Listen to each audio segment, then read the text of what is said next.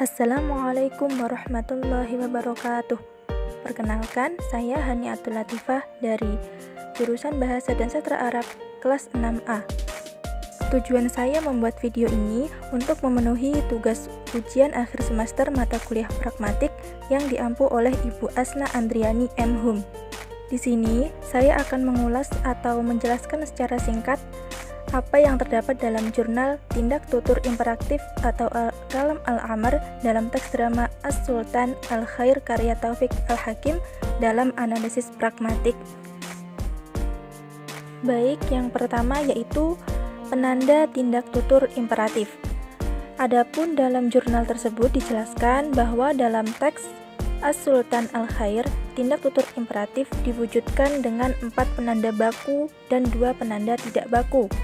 Penanda baku berupa fi'il al-amr, fi'il al-mudhari' yang dilekati partikel lam al-amr, isim fi'il amr, dan masdar yang mewakili fi'il amr. Sedangkan penanda tidak baku adalah penanda non-imperatif dan berdasarkan konteks tuturan penanda tersebut bisa digunakan sebagai tunturan imperatif.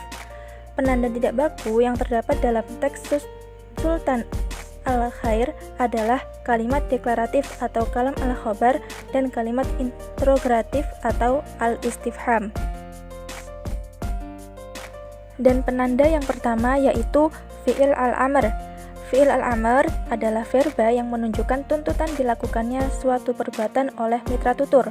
Penanda tersebut digunakan untuk memerintah orang kedua tunggal maupun plural atau jamak. Dalam teks Sultan Khair, fi'il al-amr merupakan penanda tindak tutur imperatif yang paling banyak digunakan sebanyak 186 kali. Penanda fi'il al-amr akan diambil beberapa sampel data untuk dianalisis. Contohnya yaitu sebagai berikut. Bisa dilihat pada contoh tersebut terdapat kata ungdur. Contoh tersebut memiliki arti yaitu wanita cantik berbicara, mengarahkan pandangan ke langit. Fajar, sesungguhnya fajar hampir terbit. Lihatlah ke arah langit. Dalam contoh tersebut, terdapat tindak tutur imperatif dengan penanda fi'il amr, yaitu pada kata ungzur, yang berarti lihatlah. Yang kedua yaitu fi'il al-mudhari'. Fi'il al-mudhari' yang dilekati dengan partikel lam al-amr. Fi'il mudhari' yaitu kata kerja yang menunjukkan peristiwa ketika terjadinya tuturan atau setelahnya. Jika fi'il al-mudhari' dilekati partikel lam amr, maka ia berfungsi sebagai perintah. Penanda tindak tutur imperatif berupa fi'il al-mudhari' yang dilekati partikel lam amr dalam teks Sultan Khair digunakan sebanyak 16 kali. Contohnya yaitu sebagai berikut. Pada contoh tersebut memiliki arti yaitu raja berkata kepada seorang wanita cantik, "Maka mari kita turun bersama-sama dan melihat apa yang sebenarnya terjadi."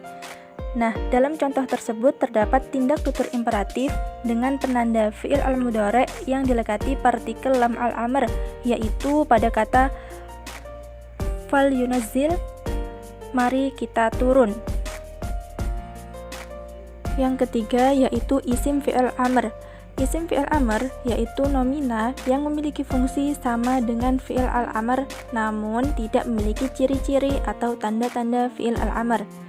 Sebagian besar isim fi'il amr memiliki sinonim berupa fi'il al-amr. Contohnya, kata shoh memiliki makna yang sama dengan fi'il al-amr uskut yang memiliki arti diamlah.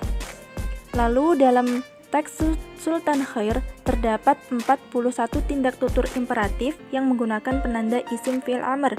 Beberapa tuturan menggunakan penanda isim fi'il amr secara berulang dan diambil satu tuturan sebagai sampel untuk dianalisis.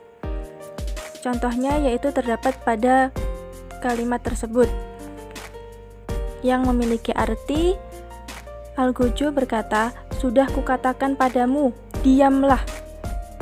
Pada contoh tersebut terdapat kata shoh yang juga memiliki arti diamlah. Nah, dalam tuturan di atas terdapat tindak tutur imperatif dengan penanda isim fi'il amr, yaitu pada kata shoh, diamlah. Nah, kata ini memiliki makna uskut yang merupakan fi'il al-amr. Yang keempat yaitu masdar yang mewakili fi'il amr. Masdar adalah nomina yang menunjukkan suatu peristiwa tanpa terikat dengan waktu. sederhananya, masdar adalah nomina yang mewakili verba namun tidak terikat dengan waktu seperti verba pada umumnya. Berikut terdapat satu tindak tutur imperatif dengan penanda masdar yang memiliki fi'il amr. Bisa dilihat pada contoh tersebut. Contoh tersebut terdapat kata sobron. Nah, artinya yaitu al-gojo, bersabarlah tuanku, bersabarlah. Dalam tuturan tersebut terdapat tindak tutur imperatif dengan penanda masdar yang memiliki fi'il al-amr, yaitu kata sobron. Yang kelima yaitu kalimat deklaratif. Kalimat deklaratif dalam bahasa Arab dipadankan dengan kalam al-khobar. Kalam al-khobar adalah perkataan yang disifati dengan kebenaran jika sesuai dengan fakta dan disifati dengan kebohongan jika bertentangan dengan fakta. Berikut adalah contoh kalimat deklaratif yang berfungsi sebagai tuturan imperatif dalam teks Sultan Khair. Nah, contohnya bisa dilihat pada kalimat tersebut yang memiliki arti menteri berkata, "Kamu akan melepaskannya, wahai perempuan." Tuturan dalam contoh tersebut adalah tindak tutur imperatif dengan penanda kalimat deklaratif. Kalimat dalam contoh tersebut memiliki konstruksi kalimat deklaratif dengan jenis al-jumlah al-fi'liyah, kalimat yang diawali dengan verba. Yang keenam yaitu kalimat interrogatif. Kalimat interrogatif yang dalam bahasa Arab dipadankan dengan al-istifham adalah mencari tahu tentang sesuatu yang belum diketahui sebelumnya atau biasanya memiliki arti kata tanya. Kalimat interrogatif dapat berfungsi imperatif jika didukung oleh konteks. Salah satu contoh kalimat interrogatif yang berfungsi sebagai tuturan imperatif dalam teks Sultan Khair dapat dilihat pada contoh yang tertera di situ, yang memiliki arti, Raja berkata, "Dan kamu tidak ingin membantuku dengan idemu?" Nah, tersebut merupakan kalimat interrogatif. Lanjutnya yaitu fungsi tindak tutur imperatif. Berikut akan dipaparkan mengenai fungsi-fungsi tindak tutur imperatif yang terdapat dalam teks Sultan Khair. Yang pertama yaitu untuk memerintah. Pada hakikatnya, imperatif dalam bahasa Arab itu memiliki fungsi memerintah sesuatu yang harus dilakukan. Nah, fungsi ini bisa terwujud jika penutur memiliki kedudukan yang lebih tinggi dibanding mitra tutur. Lalu fungsi yang kedua yaitu memberi nasihat.